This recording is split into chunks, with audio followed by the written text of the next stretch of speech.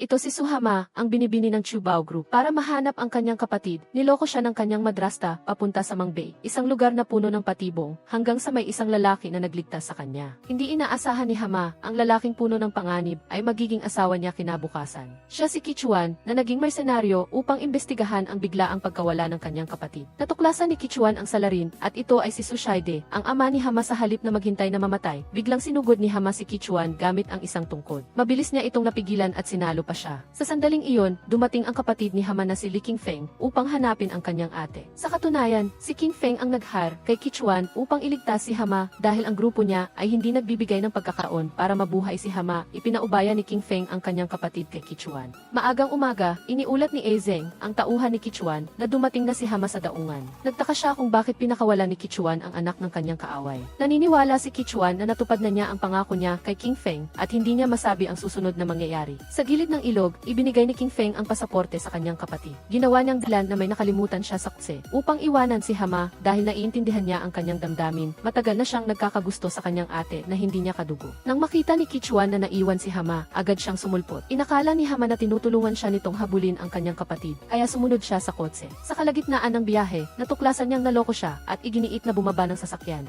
Hindi siya nigilan ni Kichuan at binalaan lang si Hama na may mga papatrolyang sundalo sa paligid. Kung hindi niya mapapatunayan ang kanyang pagkakakilanlan, makukulong siya. Gusto ni Hama sumakay sa kotse, ngunit natatakot si Kichuan na akusahan siya nito ng kidnapping. Kaya diin nagkunwari si Hama na siya ay isang inabandonang buntis na asawa. Nang makita ang kaawa-awang kalagayan ni Hama, dinala siya ng isang babaeng taga-baryo sa bahay niya upang magpalit ng damit. Nakita niya kung gaano kamahal ni Hama ang kanyang asawa, kaya pinili niya ang damit ng isang bagong kasal. Nagsumbong si Hama na kinidnap siya ni Kichuan. Gayunpaman, sinabi ng babae na ang pag-ibig ay isang kapanapanabik na habulan. Samantala, iniulat ni Qingfeng sa pinuno ng Mangbeigang na si Jian Ixin na nilinis na niya si Suhama. Sinabi niya kay Qingfeng na bantayan ang teritoryo habang wala siya. Sa tamang oras, dumating ang anak na babae ni Jian Ixin na si Chaya upang ibigay sa kanyang ama ang imbitasyon sa kasal. Sa harap ng kasal, dumating si Kichuan upang mag-deliver ng isang ulam. Pinili siya ng gwardiya na uminom ng isang baso ng 4 twigs wine bago makapasok. Nakita ni Hama na hindi pa naubos ni Kichuan ang inumin, kaya tinulungan niya itong ubusin ang alak. Sa loob ng kasal, parehong nakaramdam ng pagkahilo sina Hama at Kichuan. Ayon sa ayos ng mga matatanda, sila ay pinasok upang magkasama bilang mag-asawa. Sumigaw si Chaya na nagkamali sila ng tao, ngunit parehong nawala ng kontrol sina Kichuan at Hama at sumang-ayon na maging mag-asawa. Nang makita si Chaya, gusto Kichuan na ipaliwanag nito ang tungkol sa kasal.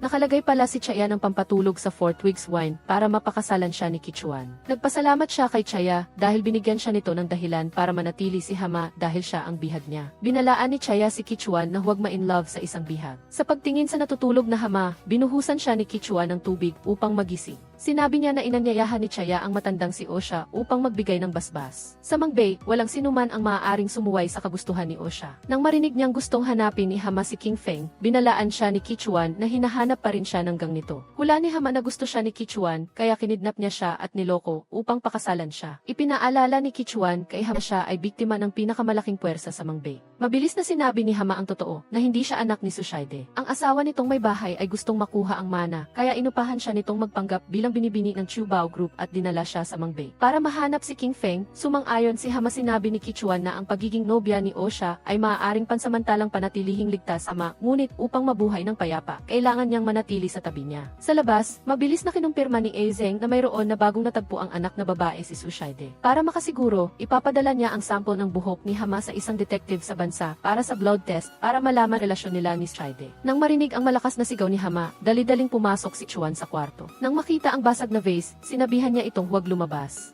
Ngunit, mabilis na lumabas si Hama at hindi sinasadyang nahulog sa bisig ni Kichuan. Naakit siya bigla sa pagiging macho ng lalaking nasa harap niya. Kinabukasan, lumabas si Hama ng patago, ngunit nahuli siya ni Kichuan. Nagtaka siya kung bakit pinipilit siya nitong manatili. Sinabi ni Kichuan na kailangan niyang alamin ang kanyang pagkatao. Sa panahong ito, magiging asawa siya na magbibigay sa kanya ng pagkain at damit. Sa tamang oras, tumakbo si Ezeng, dala ang mga gamit ni Hama ayon sa tagubili ni Kichuan. Hindi sumuko si Hama at patuloy pa ring tumatakas upang hanapin ang kanyang kapatid. Sinadya ni Kichuan na pakawalan ang ahas mula sa lungga. Gusto niyang magdulot siya ng sariling problema upang maramdaman niya ang panganib ng Mang Bei. Sa totoo lang, sa isang iglap lang, kinidnap na si Hama pagkatapos ng isang mahabang araw. Tahimik na umaasa si Hama na may magliligtas sa kanya. Sa tamang oras, dumating si Ezeng upang akitin ang dalawang kidnapper. Lumitaw si Kichuan at muli siyang iniligtas mula sa panganib. Nangako si Hama na mula ngayon ay hindi na siya tatakas mula sa kanyang mga bisig. Habang nakakarga sa likod ni Kichuan, nagpasya si Hama na gagantihan niya ang kanyang kabutihan.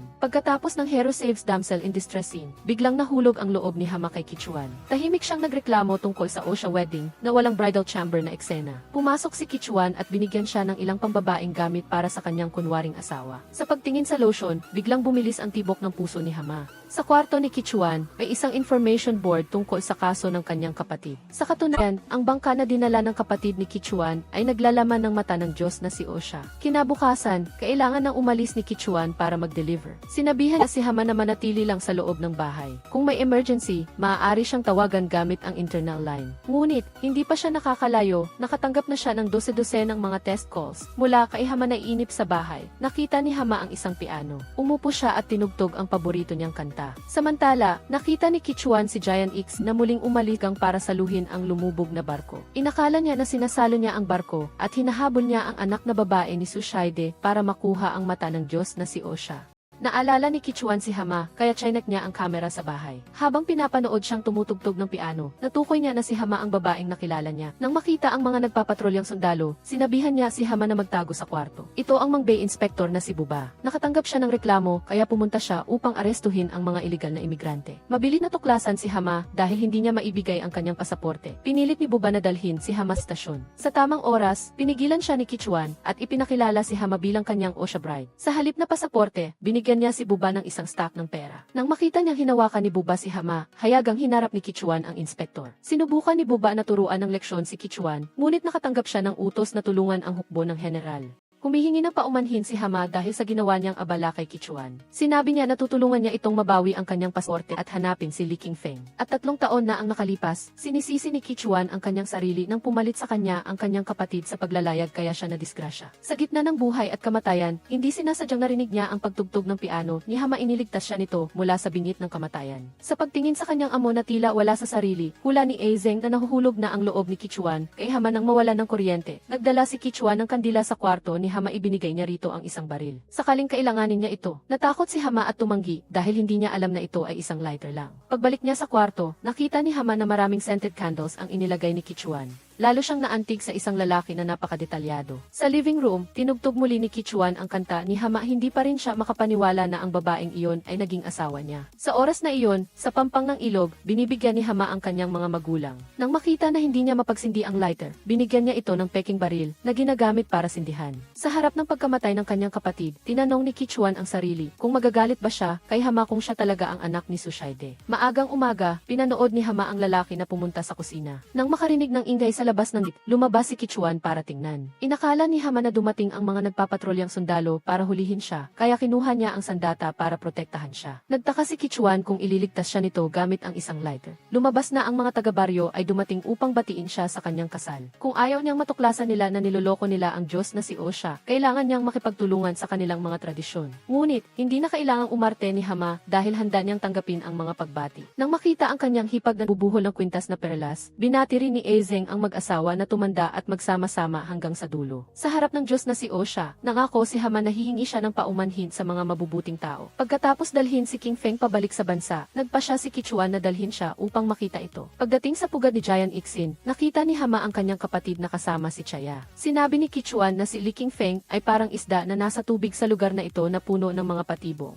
Nang makita si Hama na walang takot na tinawag si Qingfeng, dali-dali siyang binalik ni Kichuan. Sinisi ni Hama si Qingfeng dahil namumuhay siya ng marangya habang hinahanap niya ito sa lahat ng dako. Naniniwala si Kichuan na hindi siya karapat-dapat sa pag-aalala ni Hama. Dinala niya ito sa sinaunang kagubatan upang tingnan ang mga alitaptap. Ikinuwento niya ang alamat ng Mang Bei na ang mga mahina ay maliligaw dito at ang mga matatapang ay makakahanap ng daan at ang mga taong nagmamahalan ay magkikita sa lugar na ito. Biglang naunawaan ni Hama at naisip niya na ginawa ni Kichuan ang kanyang paglalakbay na hindi hindi na sayang. Gayunpaman, wala siyang dahilan upang manatili. Iminungkahi ni Kichuan na hayaan na lang nila ang Diyos ang magdesisyon. Kung ang bilang ng mga alitaptap sa kanyang kamay ay odd, umalis na siya. Kung even naman ang bilang, piliin mong manatili. Sa pagtingin sa dalawang alitaptap na lumilipad, naniniwala siya na si Osha ay umaasa na manatili si Hama sa gitna ng kagubatan. Magkasama silang nanonood ng mga alitaptap. Kichuan, kung isang araw ay mawawala ko ang aking minamahal, siguradong makikita ko siya sa lugar na ito. Pag-uwi, maingat na binuka ni Kichuan ang pinto ng kotse para sa kanyang asawa. Dumating si Li Qingfeng upang makita ang kanyang ate. Sinuntok ni Hama ang kanyang kapatid dahil sa panloloko sa kanya. Nang marinig niyang pinilit niyang tawagin siya ni Qingfeng na ate, nalaman ni Kichuan na magkamag-anak talaga sila. Tinanong ni Qingfeng kung bakit pumasok siya sa Osha wedding at pinakasalan ang mersenaryo. Huwag mong hayaan ang iyong hipag na maging arogante sa harap ko. Pagpasok sa bahay, dinidisimpektahan ni Kichuan ang sugat ni Hama. Nagtataka siya kung bakit siya ang napiling maging peking anak ni Sushaide. Sabi ni Xiamae, kamukha raw niya ang nawawalang anak nito. Kung makuha niya ang natitirang ari-arian ni Sushaide, hahanapin ng kabit nito si Qingfeng. Matapos makipagtalo sa kanyang mga magulang, umalis ng bahay si Qingfeng. Nang mamatay ang kanyang mga magulang sa isang aksidente, hindi na rin niya nakita ang kanyang anak sa huling pagkakataon. Nang mawala ng kuryente, nagsindi ng kandila si Kichuan at maingat na intusok ang tinik sa kamay ni Xiamae. Bahagya siyang kinabahan kaya sinipsip niya ang isang bato upang kumalma. Sa hapunan, ginamit ni Xiamae ang sakit ng kanyang kamay bilang dahilan upang utusan si Kichuan na kumuha ng pagkain. Nang marinig niyang allergic siya sa mint, maingat niyang tinanggal ang gulay. Naisip ni Zeng na dapat ibigay ng mag-asawa ang dog food ng direkta sa kanyang bibig. Nang magkaroon ng pagkakataon, hiniling ni Xiamae kay Kichuan na hugasan ang kanyang buhok. Tinanong niya ito kung sino ang mas maganda, siya o ang kasintahan ni Qingfeng. Ikinumpirma ni Kichuan na hindi kasintahan ng kanyang kapatid si Jiaya. Hindi naniwala si Xiamae dahil naghilaan at nagyakapan sila. Naalala ni Kichuan na ganoon din ang ginawa nila ni Xiamae, kaya kasintahan ba niya ito? Nang sabihin nitong nangangati ang kanyang kamay, arahan niyang hinaplos ang kanyang buhok at kinamot ang kanyang kamay. Pagkatapos maghugas ng buhok, tinanong ni Xiamae si Kichuan, paano niya nalaman na hindi gusto ni Jiaya si Qingfeng. Nagkataong narinig ni Jiaya at agad niyang sinabi na mahal niya si Kichuan. Sa pakikipag-usap ng pribado kay Xiamae, ipinahayag ni Jiaya na siya ang pinakamamahal ni Kichuan. Alam ni Xiamae na ang kanyang relasyon kay Kichuan ay parang isang biro lamang. Inamin niya na naakit siya sa kagandahan nito. Ngunit ang mga damdaming iyon ay maaaring ilusyon lamang. Sinabi ni Jiaya na hindi niya sisirain ang kagustuhan ng killer. Gayunpaman, gagamitin niya ang sarili niyang paraan para protektahan ang kanyang mahal. Nang kaharap na niya si Kichuan, inulit ni Jiaya ang sinabi ni Xiamae na hindi siya mahal. Sinabi ni Kichuan na hindi niya kailangan ang pag-aalala ng dalaga dahil si Xiamae ang uri ng babaeng kinamumuhian niya. Hiniling ni Xiamae sa kanyang kapatid na hanapin ang maleta, ngunit hindi niya nakita ang pasaporte. Sinabi niyang aalis siya kaagad. Para pasalamatan si Kichuan sa pagligtas sa kanya, binigyan niya ito ng bank card ni Sushaide.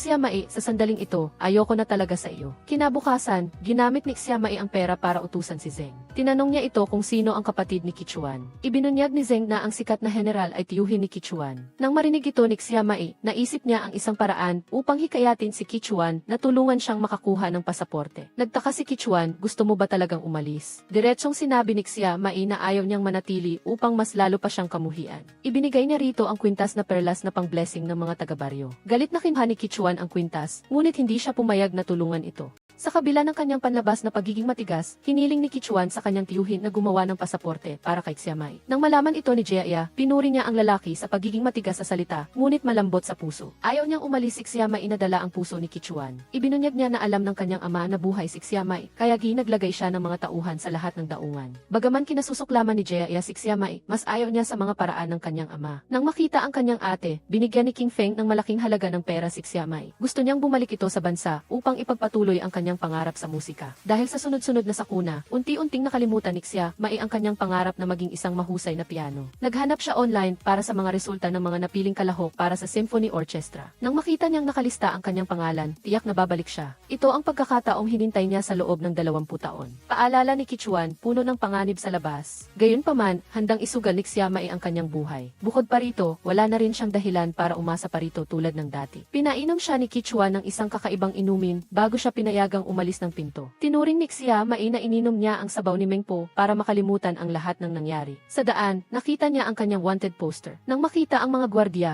mabilis siyang tumakbo palayo. Sa sandali ng matinding panganib, binanggit niya sa isip ang pangalan ni Kichuan. Sa katunayan, tinawag siya ng killer at lumitaw siya sa harap niya. Ipinakilala ni Kichuan, ito ang asawa ko. Nang makita ng mga gwardiya ang mukha ni Xiamae, sinabi nilang nagkamali sila ng tao. Sa katunayan, naglagay si Kichuan ng mint sa inumin na naging dahilan ng pamamaga ng mukha ni Xiamai. Habang maingat siyang naglalagay ng gamot, sinabi nito na taos puso niyang tinawag ang pangalan ni Kichuan. Maingat niyang sinabi na hindi na siya nagkakaroon ng ilusyon. Napagtanto ni Xiamai na narinig niya ang usapan nila ni Jia, kaya nagalit ito at sinabing ayaw siya nito. Dali-dali siyang nagpaliwanag na sinabi niya iyon para maiwasan na maging kaaway si Jia. Ikinumpirma ni Kichuan na wala siyang damdamin para sa kanya. Matapos maalis ang hindi pagkakaunawaan, kampanting nanatili si Xiamai. Natapakan niya ang sabon at nadulas sa sahig. Nang marinig niya ang boses ni Kichuan, nagpanggap siyang nahimatay. Pinulupot ni Kichuan si Xiamai sa kumot at dinala sa ospital. Habang papauwi, tinanong ni Xiamai kung ano ang nakita niya sa banyo. Naalala ni Kichuan na hindi iyon ang unang pagkakataon na nakita niya ang lahat ng sa kanya. Hiniling ni Xiamai na layuan siya nito simula ngayon. Nakita niya na hinayaan niyang yakapin siya ni Jia. Biglang idinikit ni Kichuan si Xiamai sa poste. Tinitigan niya ito at nakita na ang ilang bahagi ng katawan nito ay ayon sa kanyang gusto. Dahan-dahan siyang lumapit upang patunayan na kahit malapit sila ni Jia, walang nangyari sa pagitan nila. Bumalik sa kanyang silid, kinailangan ni Xiamai na gumamit ng bentilador para palamigin ang sarili. Gayunpaman, hindi sumunod ang bentilador sa kanyang gusto. Alam ni Kichuan na mainit si Xiamai, kaya sinabihan niya itong matulog sa kanyang silid. Naisip ni Xiamai na mas magiging mainit lang kung pupunta siya sa kanyang silid. Naisip niya ang ideya na buksan ang refrigerator at humiga sa tabi nito. Nang makita ni Kichuan na tulog na si Xiamai, marahan niya itong dinala sa kanyang silid.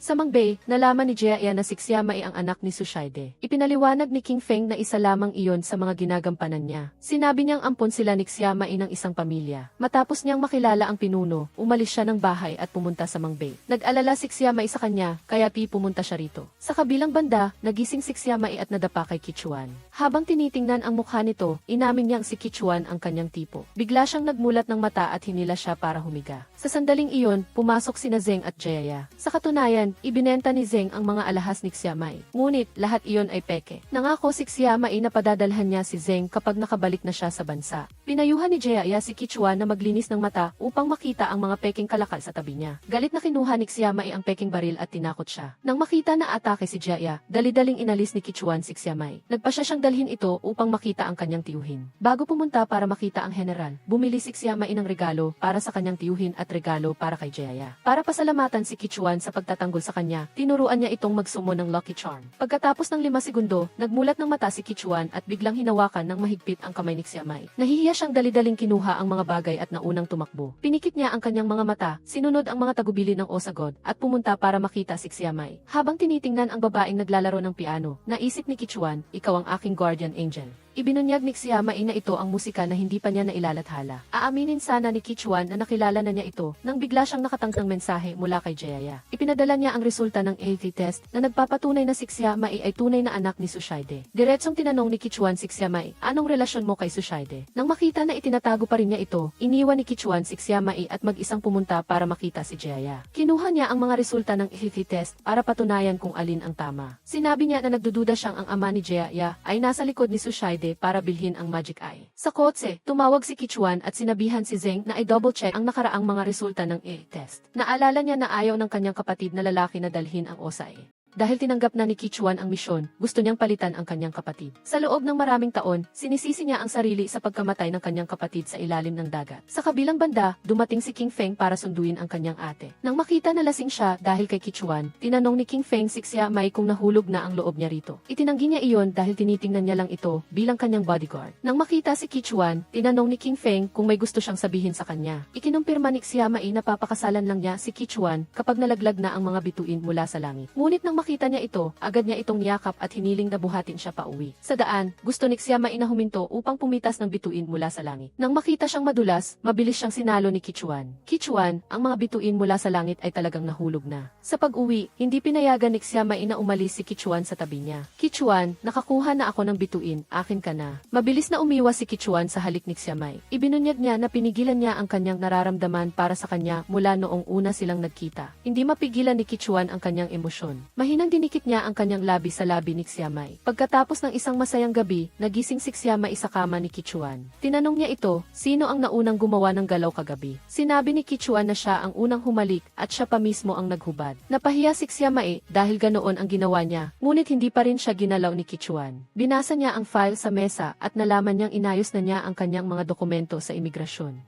Nang makabalik sa silid, narinig ni Kichuan ang ulat ni Zeng na ang buhok na nakuha ay maaaring hindi kay Xiamai. Sa sandaling iyon, pumasok siya sa silid upang hanapin si Kichuan at hindi sinasadyang nakita ang kanyang investigation board. Napagtanto niya na isa lamang siyang pawn na tutulong sa kanya sa pag-iimbestiga sa katotohanan ng kaso. Nang makita niyang kinuha niya ang pasaporte at aalis na, mabilis siyang pinigilan ni Kichuan. Naisip niya na mas ligtas siya kung mananatili sa tabi niya. Paalala ni Xiamai, mag-asawa lang tayo sa pangalan, kaya hindi mo kailangang panagutan ako. Tinanong siya ni Kichuan, kinakain mo ang pagkain ko, natutulog ka sa kama ko, ano pa ang inaasahan mo? Tinanong niya naman, bakit mo ako iniwan sa kalsada at pagkatapos ay sinundo mo ako pabalik sa bahay? Inamin ni Kichuan na hindi niya matiis na iwan siya. Ginawang patunay ni Kichuan ang kanyang halik, ngunit itinulak siya ni Xiamai. Gayunpaman, dahil sa kanyang damdamin, hindi na niya makontrol ang sarili. Binigyan ni Xiamai si Kichuan ng isang halik na mayroong puot at pagmamahal. Niyakap nila ang isa-gi-isa at nalunod sa maalab na pag-ibig. Alam na gusto pa ring umalis ni Xiamai, hindi siya pinigilan ni Kichuan. Sa kabilang banda, bumalik si Giant Ixin. Sinabi niyang nagpanggap lamang siyang naghahanap ng lumubog na barko. Ang kanyang tunay na layunin ay angkunin si Suk Xiamai. Mabilis na ipinaalam ni King Feng kay Kichuan na darating si Giant Ixin para hulihin si Xiamai. Ang Osa Aye ay nasa kanyang kamay pa rin. Tumawag si Kichuan at sinabihan si Zeng na dalhin si Xiamai palayo sa bahay.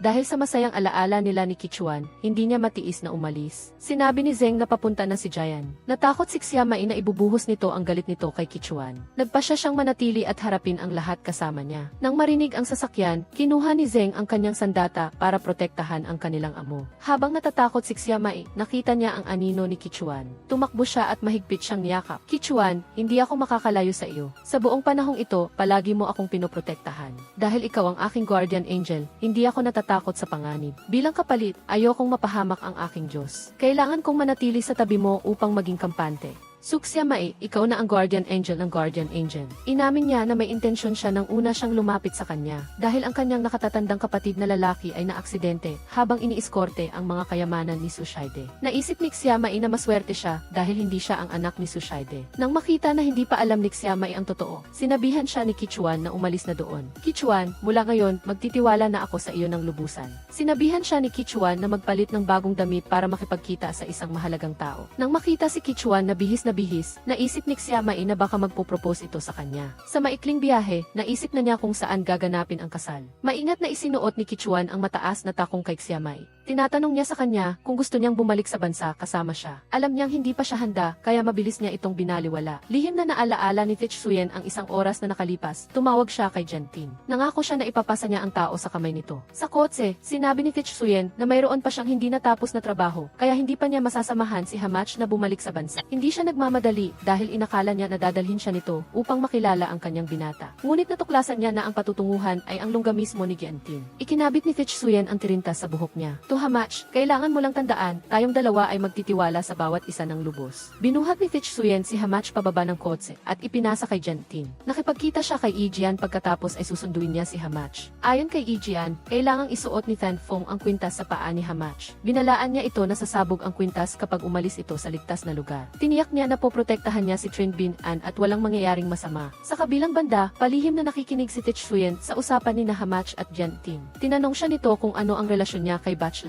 Sinabi niya na ito ang kanyang stepmother. Ibinunyag ni Ijian na bumili ang kanyang ama noon ng mata ng osat sa kanya. Ngunit sa kasamaang palad, lumubog ang barko. Sa pagkakataong ito, gusto niyang ibenta muli ang mata ng osat. Natatakot si Hamach na siya at ang mata ng osat ay parehong lulubog sa ilalim ng dagat. Dahil napansin niya na marami ng alam si Hamach, ipinasa siya ni Ijian kay Tanfong. Biglang inagaw ni Chai-i ang kutsilyo at gusto niyang siya mismo ang pumatay kay Hamach. Narinig ni Tetsuyen sa loob ng kotse, kaya binuksan niya ang daan para iligtas si Hamach. Sa panahong iyon, binigyan ni Jian Itin si Hamach ng pagpipilian. Ang isa ay manatili magpaklanman sa mangbas, ang dalawa ay iparating kay To si Duffy na siya at ang mata ng osat ay nasa kamay niya. Sakto, nakarinig si Jian Itin ng balita na nag-aamok si Tetsuyen sa labas. Dinala niya ang lahat ng kanyang mga tauhan, iniiwan si Hamach. Sa gabi, sa wakas ay dumating si Tetsuyen upang sunduin siya pauwi. Sa gitna ng pagtakas, naalala ni Hamach na sasabog ang kwintas sa paa kapag umalis siya siya sa lugar na ito. Mabilis silang nahuli, habang si Hamach ay hostage. Lihim na hinanap ni Fitzhuyen ang mata ng usa. Pumasok siya sa lihim na silid, ngunit si Jian-tin ay naglagay na ng sistema ng alarm para sa mga nanghihimasok. Nang makita na pinaligiran ng kanyang ama si Fitzhuyen, mabilis na sinabi ni Chai-ki na siya ang humingi ng tulong sa kanya upang hanapin ang kwintas ng kanyang ina. Naalala ni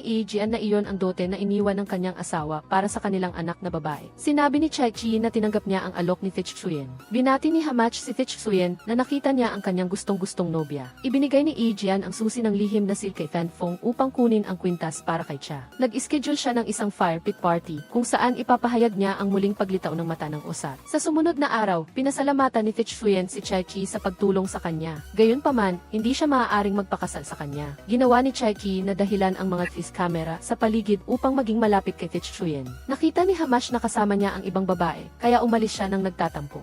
Natakot si Fitzhuyen na baka magkamali si Hamach, kaya mabilis niya itong sinundan. Hiniling ni Chai-ki kay Fitzhuyen na lumingon sa kanya kahit isang beses. Nang makita na matigas pa rin si Fitzhuyen, tinanong niya, mahal mo ba talaga si Hamach? Pinatunayan ni Fitzhuyen na hindi siya magmamahal sa isang taong mapilit at isa pa ay anak ng kanyang kalaban. Nabigo si Hamach, lumingon siya at umalis. Nagpatuloy si Fitzhuyen, palagi niyang sinasabi sa sarili, ngunit parang isang baliw sa pag-ibig, gusto niyang alagaan ang bawat damdamin ni Hamach. Sa engagement party, binuksan ni Fan Feng ang lock sa paa ni Hamach. Sinabi niya na nakopy niya ang password upang buksan ang mata ng osat. Kailangan nang isuot ni Hamach ang relo upang malapit sa mata ng osat sa loob ng 1 minuto at mapapatay ang alarm. Pagkatapos, naghanda si Fan Feng ng itim na kotse na maghahatid sa kanyang kapatid sa hangganan. Sa kabilang banda, pinigilan ni Chai-ki si Fitzhuyen na lumapit kay Hamach. Sinabi niya na hindi niya tunay na kapatid si Fan Feng, kaya may espesyal siyang damdamin kay Hamach. Sakto, inanunsyo ni Jian-tin na ang mata ng osat na nag-exist sa loob ng 1,000 taon ay opisyal na bumalik. Pinaalalahanan Fan Feng ang kanyang kapatid na dapat makuha ang mata ng osat sa likod ng velvet na tela upang iligtas si Fitzhuyen at palayain din siya mula kay Jian-tin. Inimbitahan niya si Hamach, ang magiging may-ari ng kayamanan, na tanggalin ang misteryosong tabing. Hula ni Chai-ki, ang mata ng osat sa entablado ay peke lamang, dahil ang kanyang ama ay hindi madaling mag-aanunsyo ng 1,000 taong kayamanan. Nang marinig ito ni Fitzhuyen, nagkunwari siyang bumangga kay Buba upang ipasok ang panyo sa bulsa nito. Tulad ng inaasahan, dinala ni Jian-tin si Buba upang tingnan ang tunay na mata ng osat. Sinabi ni Jian na ang mamimili sa pagkakataong ito ay si Dos pa rin. Naunawaan ni Buba ang ibig sabihin ng kanyang nakatatandang kapatid at hahayaan pa rin niya ang barko na lumubog sa dagat. Nang hanapin niya ang tunay na mata ng osat, mabilis niya itong hinila sa ibang lugar. Sinabi ni Fitzhuyen na inakala niya na si Duffy ang nagpalubog sa mga barko upang makakuha ng pera sa insurance. Ngunit natuklasan niya na si Jian-tin ang anonymous na nagbebenta. Ang paglubog ng barko ay isang palabas lamang ni Jian-tin. Inamin ni Fitzhuyen na balak niyang gamitin si Hamach bilang pain upang mahuli ang malaking isda na si Jian-tin. Gayunpaman, hindi niya matiis na panoorin siyang lumusong sa madumi na tubig na ito. Gusto niyang makuha mismo ang mata ng osat upang malaman ang katotohanan. Dahil ang chip sa mata ng osat ay nag-record ng daan na dinaanan nito. Inisip ni Hamach na siya ang mamimili, kaya madali siyang makakalapit sa mata ng osat. Dahil alam niyang hindi niya ito mapipigilan, nagplano si Fitzhuyen na magpaputok ng baril upang magdulot ng kaguluhan. Sasamantalahin ni Hamach ang pagkakataon upang nakawin ang mata ng osat. Sa kabilang banda, nag-alok si Buba na itaas ang presyo ng transportasyon, ngunit hindi pumayag si Jian-tin. Lihim siyang naglagay ng gamot sa baso ng alak ni Jian-tin at ipinainom sa kanya. Ayon sa plano, naghintay si Fitzhuyen na mamatay ang apoy, pagkatapos ay nagpaputok siya ng baril upang magdulot ng kaguluhan. Mabilis niyang hinila si Hamach upang tumakas, sinubukan ni Jian-tin na harangin sila, ngunit bigla siyang nahilo. Si Buba na may takip ang mukha ay pinahuli ang mga sundalo. Nang malapit na sila sa lugar kung saan nakatago ang mata ng osat, natuklasan ni Hamach na sugatan si Fitzhuyen. Gayunpaman, kailangan nilang tapusin ang kanilang misyon. Ginambala ni Fitzhuyen ang mga gwardya at dinala si Hamach sa mata ng osat. Sinabi niya na ang relo ni Fan Feng ay naglalaman ng password upang buksan ang kabinet. Habang naghihintay, punitin ni Hamach ang kanyang palda at ibibigay kay Fitzhuyen upang itali ang sugat nito. Fitzhuyen, pagkatapos ng 1 minuto, makukuha ko ang mata ng osat at magkakaroon ka ng ebidensya upang ibunyag ang katotohanan. Paghihiwalayin na ang ating mga landas, gusto ko lang malaman, nag-alinlangan ka ba sa paggamit sa akin? Hamach, nag-alinlangan ako at natagpuan din akong nahulog sa iyo. Ikaw ang taong laging nabubuhay sa dilim, nais ko lang nalakarin mo ang isang maliwanag na landas. Sinubukan ni Fitzhuyen na halikan si Hamach bilang paalam, ngunit sakto na bumukas ang kabinet, mabilis nilang kinuha ang mata ng osat. Bago maghiwalay, binigyan ni Fitzhuyen si Hamach ng isang sobre na naglalaman ng isang lihim tungkol sa kanyang pagkakakilanlan. Pinayuhan niya ito na buksan lamang ito ito kapag nakabalik na siya sa bansa. Nang marinig ang boses ng mga gwardya, pinilit ni Fitzhuyen si Hamach na tumakas. Mag-isa siyang lumaban upang protektahan siya. Gayunpaman, hinarang siya ni Chai, galit siya sa kanila dahil sa panloloko at pagsira sa kanyang milya. Kahit na nagkasala ang kanyang ama, hindi niya dapat bitagin ito sa engagement party ng kanyang anak na babae. Alam ni Hamach na walang kasalanan si Chaiji, kaya handa siyang magbayad gamit ang kanyang sariling buhay.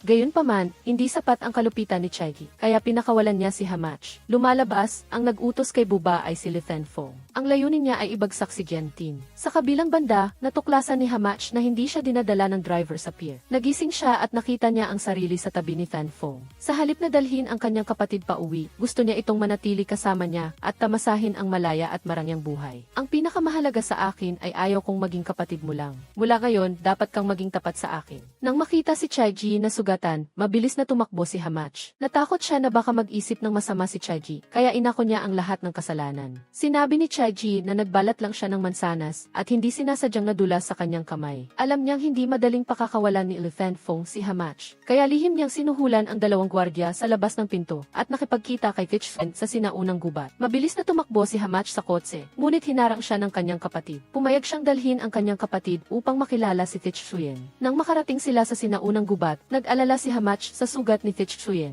Naalala niya ang paalala ni Thanfong na masyadong maraming nakaaway si Fitzhuyen. Kung lalayo siya, magkakaroon pa siya ng pagkakataon na mabuhay. Fitzhuyen, mula ngayon, huwag ka nang mag-alala o mag-aalala para sa akin. Hamach, mananatili ka ba dito para sa akin? Ang dalawang salitang hindi ni Hamach ay nagdulot ng sakit sa puso ni Fitzhuyen, ngunit matigas pa rin niyang hinila ang kamay nito. Hamach, hindi ako magsisisi dahil minsan ay mahal na mahal kita. Nagkahiwalay na ba tayo? Nang makita si Chaiji, humingi ng tawad si Fitzhuyen dahil ginamit niya ito. Hindi siya karapat-dapat na maging masaya. Fitzhuyen, hindi ako galit sa iyo at titigil na rin akong mahalin ka. Nabayaran ko na ang utang ng aking ama. Mula ngayon, mabubuhay na ako para sa sarili ko. Nang makita si Hamach na nawawala ng pag-asa, tiniyak ni Thanfong na babayaran niya ito ng 2 beses kumpara kay Fitzhuyen. Sa halip na isang estranghero tulad ni Fitzhuyen, siya ay magpakailanman na magiging kanyang kapatid na hindi kailanman magtataksil sa kanya. Natuklasan ni Hamach na suot niya ang kwintas ng perlas ng pagpapala. Lumalabas, lihim na ibinalik ito ni Fitzhuyen sa kanya. Ang tahimik na pagtitiis niya ay nagtulak sa kanya na hindi niya mapigilan ang kanyang sarili. Bumalik siya upang hanapin si Fitzhuyen, ngunit umalis na ito sa banal na puno. Bumagsak si Hamach at sumigaw sa pangalan ng kanyang guardian deity. Fitzhuyen, dati ay palagi kang lumalabas kapag tinatawag ko ang pangalan mo. Nakikiusap ako sa iyo, pakinggan mo ako sa isa pang pagkakataon. Sa wakas, lumabas din ang guardian deity ni Hamach. Inamin niya na ang lahat ng sinabi niya kanina ay hindi totoo. Malubhang nasugatan si Fitzhuyen, kaya sumandal siya sa balikat ni Hamach. Pag-uwi, narinig niya kay Chain na ang kapalaran sa pagitan niya at ni Fitzhuyen ay nagsimula na noon pa man. Nang tingnan niyang mabuti ang engraved na lighter gun, naalaala niya ang nakaraan. Ang baril na ibinigay niya sa kanya ay hindi sinasadyang nakatulong sa kanya na makatakas sa magnanakaw. Dahil sa takot na may dala siyang armas, iniwan niya ito sa tabi ng kalsada. Lihim pa rin siyang sumunod sa kanya, kaya tumakbo siya upang pulutin ito. Sa kanyang pagkawala sa sarili, pinakiusapan pa rin ni Fitzhuyen si Hamach na huwag umalis. Nangako siya na hindi na siya aalis pa sa kanya. Sa umaga, bumaba na ang lagnat ni Fitzhuyen. Pinakiusapan ni Chain ang kanyang hipag na tratuhin niya ng mabuti ang kanyang nakatatandang kapatid. Sinabi niya na kinailangan ni Fitzhuyen na magtiis at makiusap sa kanya upang makakuha siya ng pasaporte para kay Hamach. Dahil pumunta si Gentin sa kanilang pintuan, kinailangan niyang gamitin ang diskarte ng pagpapanggap na sumuko at voluntaryong ibinigay siya. Upang umalis siya ng walang pasanin, pinigilan niya ang kanyang emosyon at nagpakita ng malamig na pakikitungo kay Hamach. Pagkatapos ng ilang sandali, nagising si Fitzhuyen at nakita ang sarili na nakahiga sa gitna ng isang hardin ng mga rosas. Nakaupo si Hamach sa tabi ng piano, naghihintay na dumating siya. Fitzhuyen, natapos na ang lahat ng paghihirap. Sa sandaling ito, gusto kong magpakasal sa isang taong mahal na mahal ako. Kung sapat na siyang mabait, magkakaroon kami ng isang pares ng mga anak na lalaki at babae. Magpapatuloy akong maglaro ng piano at siya ang mag-aalaga sa pamilya. To Hamach, handa akong makipagtulungan sa iyo upang bumuo ng isang maliit na tahanan. Ang boses ni Chain ay nagpagising kay Fitzhuyen. Sinabi ni Chain na sinundo na ni Li Thanfong si Hamach. Nag-iwan lang siya ng isang paalam na sulat. Fitzhuyen, patawarin mo ako sa biglaan kong pag-alis. Nagsimula tayo sa isang kasal na niloko ang Diyos ng usap. Marahil, iyon ang dahilan kung bakit kinailangan nating dumaan sa maraming pagsubok. Sa tingin ko, dapat nang matapos ang lahat. Hindi ko rin kayang iwanan si Li Thanfong para sa iyo. Lumabas, habang walang malay pa si Fitzhuyen, pumunta si General Kam Suong upang makipagkita kay Hamach. Sinabi niya na hindi siya kailanman tumutol sa mga desisyon ng kanyang apo. Anumang babae sa mundo ay maaaring maging asawa ni Fitzhuyen. Ngunit si Hamach ay hindi maaaring maging asawa nito. Ibinunyag ng general na ipinakita ng chip sa mata ng Diyos ng Osat na ang kayamanan ay laging nasa lihim na silid ni Giantin. Ang mas mahalaga, alam nito si Duffy ang mga krimen ni Giantin, ngunit itinago pa rin niya ito upang makakuha ng pera sa insurance. Inayos ng general ang pinakamaagang flight pauwi para kay Hamach. Gayunpaman, gusto niyang harapin ito kasama si Fitzhuyen sa halip na basta na lang sumuko sa kanyang damdamin para sa kanya.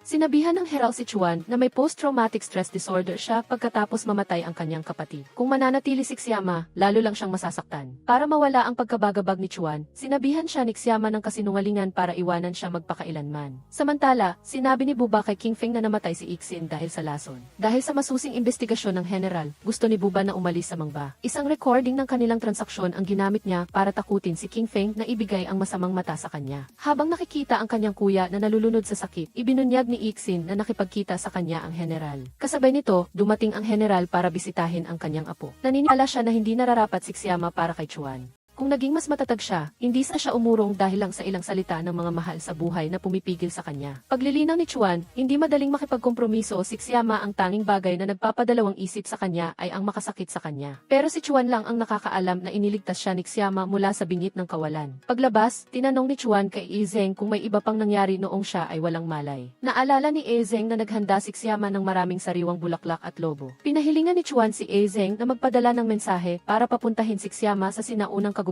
Samantala, inilagay ni King Feng ang masamang mata sa isang sasakyan para kay Buba. Pagkatapos ng ilang sandali, dumating si Ezeng para sunduin si Xiama pero nasira ang makina ng sasakyan. Pinapunta ni Ama Ji si Ezeng para pansamantalang imaneho ang sasakyan ni King Feng. Sa siunang kagubatan, nagsasanay si Chuan na mag-propose kay Xiama, nag-aalangan siya. Hindi alam kung ano ang sasabihin para maging handa siya. Pagkarinig na nabanggit ni Ezeng na magpo-propose si Chuan, mabilis na bumaba si Xiama sa sasakyan. Inisip ni Ama Ji na nalampasan na ni Chuan ang lahat ng balakid. Bakit hindi sapat ang pagiging matatag ni Xiama para sa kanya? Sa halip na tumakas, sundin ang kanyang puso minsan. Nagpa siya si Xiama na bigyan ang sarili ng isang pagkakataon. Bigla niyang narinig ang isang kakaibang ingay, tulad ng isang bomba na may timer. Sa kabilang dako, hindi nakita ni Buba ang sasakyan at tinawagan si King Feng. Lumalabas na naglagay si King Feng ng bomba sa sasakyan para patayin si Buba. Pinakiusapan ni Xiama ang dalawang kaibigan na bumaba sa sasakyan, ngunit huli na ang lahat. Tumakbo si King Feng para iligtas ang kanyang ate. Maya-maya, dumating si Chuan. Muli niyang kailangang tiisin ang sakit ng pagkawala ng mga mahal sa buhay. Pagkatapos ng lamay, sinisisi pa rin ni Chuan ang sarili na huli siyang dumating. Sinabi ng general na nasa eksena si Xiama at nahulog ang kanyang cellphone malapit sa mga biktima. Tinanggalan ng mga dashcam ang sasakyan ni King Feng. Ibinaba niya si Xiama sa bansa noong nakaraang gabi. Naalala ni Chuan na sinabi ni Xiama na hindi niya maaaring iwanan si King Feng. Hula niya, tinatakpan niya ang kanyang kapatid kaya siya bumalik sa bansa. Pagkatapos ng isang taon, naglalakad si Xiama nang nabangga niya si Chuan. Hindi siya humingi ng tawad, sa halip ay tinapakan niya ang mga bulaklak niya. Habang pinagmamasdan ang mayabang na lalaki na nag-aalok ng pera bilang kabayaran, hindi nakipagtalo si Xiama sa kanya. Mahigpit na niyakap ni Chuan si Xiama pero hindi niya siya nakilala. Sinabi ng assistant ni Chuan na matagumpay na naging vice president si King Feng ng Chubao Group sa ilalim ng pangalan ni Xiama sa nakaraang taon. Sinabi niya sa mga tagalabas na dinala niya si Xiama sa iba't-ibang lugar para sa paggamot. Pinaghihinalaan ni Chuan na nagpapanggap lang sila sa harapan niya. Ngayong gabi, bibigyan niya sila ng isang malaking regalo. Nang gabi, dinala ni King Feng si Xiama para makilala ang isang malaking mamumuhunan. Sa kasamaang palad, si Chuan pala ito. Mabilis na hinila ni Chuan si Xiama pero nakilala niya na si Chuan ang taong nakabangga sa kanya kaninang umaga. Sinabi ni King Feng na nawala ng alaala si Xiama sa kasalukuyan, siya ay kanyang nobya. Paglilinaw ni Chuan na hindi rin niya gustong maalala ang nakakahiyang panahong iyon. Narito siya para makipag-usap tungkol sa pakikipagtulungan. Sinabi niya na binili at pinalago niya ang negosyo ni Ixin. Ang halaga ng kanyang kumpanya ay 10 beses na mas malaki kaysa sa Chubao Group. Espesyal na dinala niya ang Mangba inumin para kay Xiama, inubos niya ang baso ng inumin at nagpaalam para pumunta sa banyo. Sinundan ni Chuan si Xiama at sinabing kilala niya ang isang babae na allergic sa mint na inumin. Madalas siyang gumamit ng kanyang mga mata para akitin at linlangin siya. Binalaan ni Xiama si Chuan na kung hindi siya titigil sa paggawa ng problema, hindi niya siya bibigyan ng awa. Paglabas, tinanong ni Xiama si King Feng kung bakit ganoon siya kamuhi kay Chuan. Mayroon ba siyang nawawalang alaala sa Mangba? Sinabi ni King Feng na niligawan ni Chuan si Xiama dahil tinanggihan siya, nagkimkim siya ng sama ng loob. Bukod pa rito, sinabi ng doktor na ang selective amnesia ni Xiama ay isang mekanismo ng pagtatanggol sa sarili ng katawan. Inisip niya na nakalimutan ni Xiama si Chuan dahil hindi naman siya mahalaga. Lumabas si Chuan at binigay ang kontrata ng pamumuhunan Chuan kay Xiama na alala niya na nabibili ang babae sa pamamagitan ng pera. Gustong ipagtanggol ni King Feng ang kanyang nobya, ngunit sinaktan siya ni Chuan.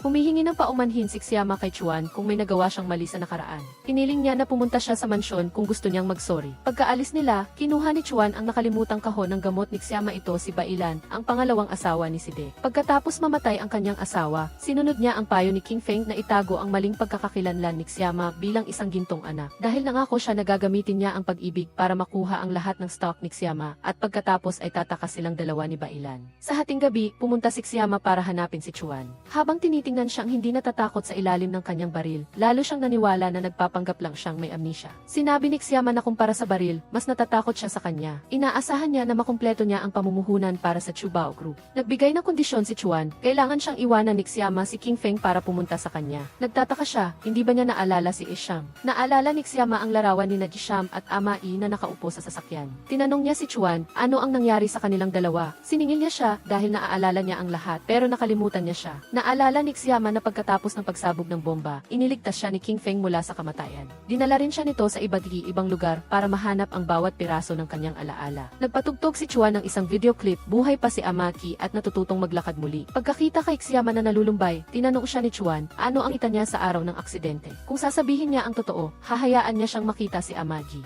Dahil matigas pa siya at ayaw siyang alalahanin, nawala ng kontrol si Chuan at pinilit siyang humiga sa kama. Xiama, noong nasa Mangbaka, natatakot ka sa init. Isang beses na nawalan ng kuryente, binuhat kita mula sa refrigerator. Magpalit ka ng damit at manatili ka sa tabi ko. Pagkakita kay Xiama na masunuring sumusunod, tinanong ni Chuan, mananatili ka ba para sa pamumuhunan? Ikinumpara ni Xiama si King Feng sa isang mainit na tahanan at si Chuan sa isang malalim na balon ng tubig. Ngunit handa siyang masaktan para mahanap ang katotohanan. Maaga sa umaga, pinapahanap ni King Feng si Xiama at sa tamang oras, umuwi siya ng mag-isa. Sumunod si Chuan at sinabing kasama niya siya buong magdamag. Ipinaliwanag ni Xiama na pumayag siyang maging assistant ni President Chuan para matapos niya ang pamumuhunan at mailigtas ang Chubao Group. King Feng, kanselahin na natin ang ating engagement. Pinilit ni Chuan si Xiama na sabihin na hindi niya mahal si King Feng. Pagkatapos, pinahalik niya siya sa kanya sa harap ng dating nobyo niya. Pagkatapos siyang suntukin ni King Feng, sinuntok siya ni Chuan ng mas malakas. Gayunpaman, namuhunan pa rin siya para maalis si Xiama sa marangal na paraan. Pagpasok sa kotse, tinanong ni Chuan kung talagang naaawa siya kay King Feng. Binalaan niya siya na ang mga bagay na gagawin niya ay magiging mas walang awa sa kanya. Hiniling ni Xiama kay Chuan na dalhin siya para makita si Amai. Kung hindi, hindi na siya susunod sa kanya.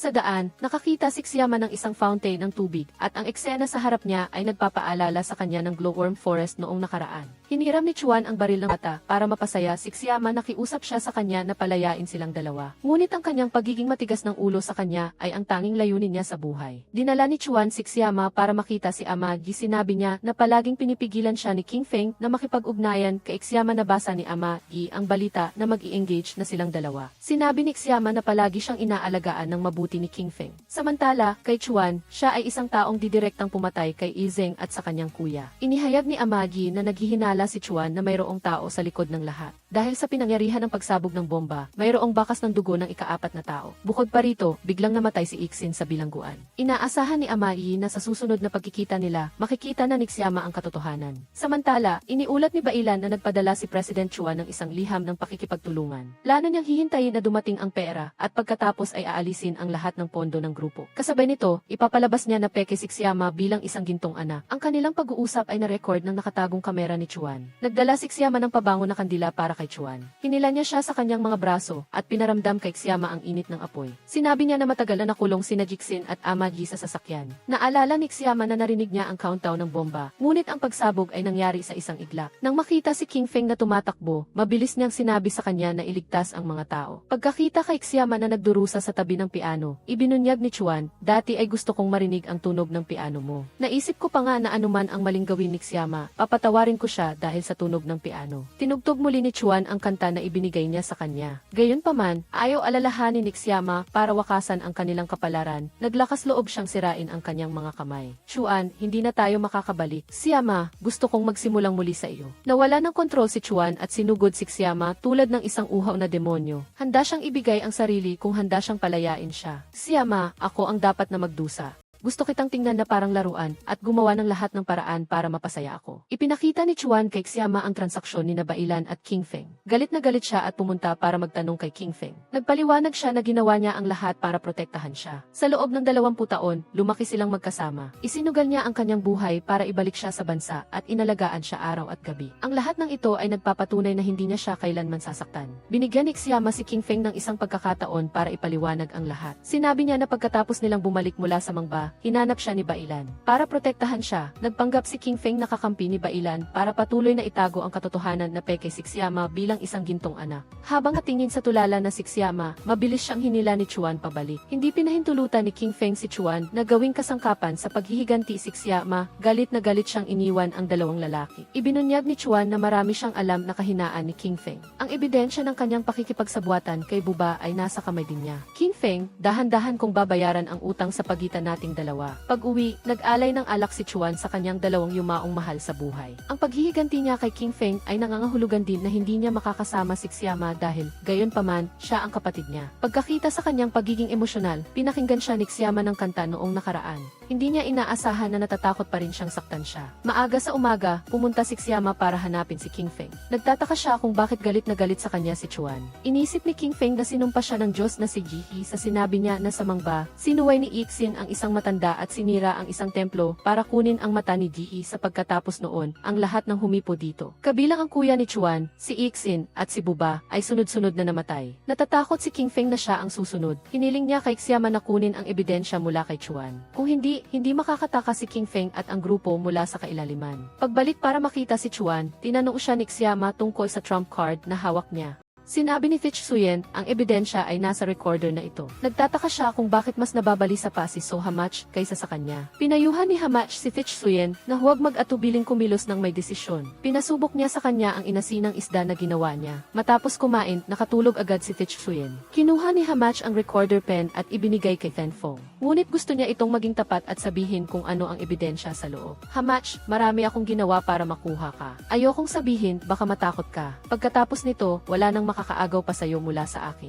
Li Fan Fong, ginagawa mo ba ito para sa akin o para sa iyong sarili? Biglang sumindi ang mga ilaw ng kotse. Pinahuli ni Fitzhuyen si Li Fan Fong. Kinuha niya ang recorder pen mula sa kamay ni Hamach. Binigyan ni Fitzhuyen si Fan Fong ng pagpipilian sa pagitan ng kinabukasan at kaligayahan. Isa, kunin ang ebidensya ng krimen o si Hamach. Li Fan Fong, dalhin mo ako. Gayunpaman, walang puso na pinili ni Fan Fong ang recorder pen. Gusto ni Fitzhuyen na makita ni Hamach ng malinaw. Palagi niyang sinasabi na para sa kanya, ngunit sa katunayan ay para lamang sa kanyang sarili. Pag-uwi, natuklasan ni Fan Fong na nabiktima siya ng plano ni Fitzhuyen. Dahil sa loob ng recorder pen, walang ebidensya. Nang matanggap ang mensahe ni Hamach na humihingi ng tulong, dali-daling pumunta si Fan Fong sa bahay ni Fitzhuyen. Biglang lumitaw si Chaiji na ikinagulat niya. Lumabas si Hamach at Bailan at binati si Fan Fong ng maligayang kaarawan. Sinabi ni Hamach na pipirma si Fitzhuyen ng kontrata sa Chubao Group dito. Masaya si Bailan at dinala ang Osat Aye para mag-congratulate. Lumalabas, nakipagsabuatan na si Hamach kay Fitzhuyen para ilantad ang mapagkunwaring mukha ni Li Fan Fong. Gustong panatilihin ni Bailan ang kapayapaan upang matanggap ang pamumuhunan. Narinig ni Fitzhuyen na si Hamach ay isang huwad na hires. Kung ito ay totoo, ang Chubao Group ay maaaring makaranas ng malaking kaguluhan. Natatakot si Fitzhuyen na hindi na siya makapagpatuloy sa pamumuhunan. Matapos marinig ang pagtanggi ni Bailan, iminungkahi ni Fitzhuyen na ibigay kay Hamach ang pagmamay-ari ng Osadai. Sa ganoong paraan lang siya makakapag-invest ng may kapayapaan ng isip. Narinig din ni Fitzhuyen ang chismis na nalampasan ni Bailan at Fan Fong ang moral na limitasyon sa pagitan ng stepmother at manugang. Nang makitang nawawalan ng kontrol si Fan Fong, dali-dali siyang tinawag ni Hamach sa labas. Naalala ni Cheki na sa Mangbei, mahal na mahal ni Fan Fong si Hamach. Nagtataka siya kung nagbago na ba ang isip nito. Nang makipag-usap ng pribado kay Fan Fong, gustong bawiin ni Hamach ang mga share na hawak niya. Pinaalalahanan ni Fan Fong na ang Chubao Group ay isang walang laman na kabibi na lamang. Hintayin na mag-invest si Fitzhuyen, pagkatapos ay kukunin niya ang lahat ng pera at tatakasan siya. Sinabi ni Hamach na pipirma si Fan Fong at magtitiwala siyang muli sa kanya. Pumayag si Fan Fong, basta kukunin ni Hamach ang lahat ng pera at sasama sa kanya. Sa sandaling nakuha ni Hamach ang gusto niya, pinakinggan mismo si Bailan sa sinasabi ni Fan Fong. Matapos nilang isara ang pinto para mag-usap, inihayag ni Chachi na nagtago siya ng eavesdropping device sa bulsa ni Fan Fong. Pinakinggan niya si Hamach habang naglalantad sila ng mga lihim. Pinayuhan ni Bailan si Fan Fong na kontrolin ang kanyang emosyon hanggang sa matapos ang seremonya ng pagpirma ng kontrata. Sa sandaling dumating ang investment money, tataka siya kasama si Fan Fong. Sa harap ng tatlong miyembro ng lupon, sinabi ni Fitzhuyen na siya ay may magandang kapalaran sa Osadai. Noong nasa Mangbei siya, nagpatapos nagtatakbo siya ng isang kumpanya ng transportasyon. Sa isang pagkakataon, habang inihahatid ang kayamanan na naglalaman ng Osad ay kay Toshidousi, ang kapatid ni Tetsuyen ay lumubog sa ilalim ng dagat.